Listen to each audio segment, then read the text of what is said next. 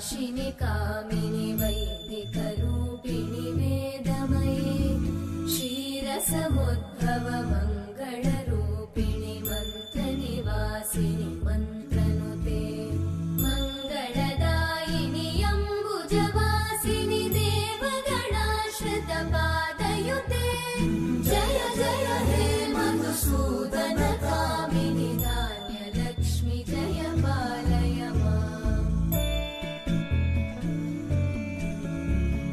जय वरवर्णिनि वैष्णवि भार्गवि मन्त्रस्वरूपिणि मन्त्रमये सुरगणपूजित शीघ्रफलप्रद ज्ञानविकासिनि शास्त्रनुते भवभयहारिणि पापविमोचनि साधुजनाश्रितपादयुते जय जय हे मधुसूदन कामिनि धैर्यलक्ष्मि जय पालय माम्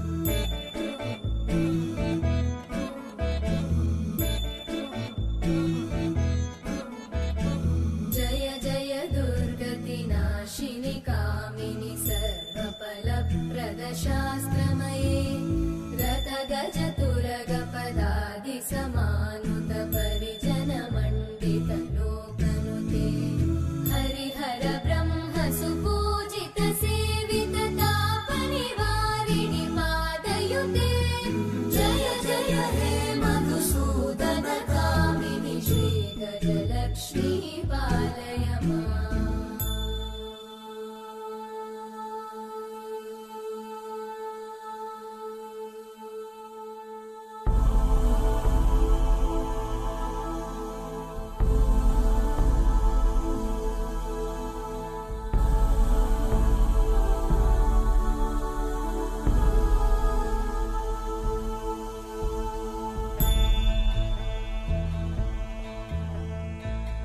ऐकगवाहिनि मोहिनि चक्रिणि रागविवर्धिनि ज्ञानमये गुणगणवारिधि लोकहितैषिणि सप्तस्वरवरगाननुते सकलसुरासुरदेव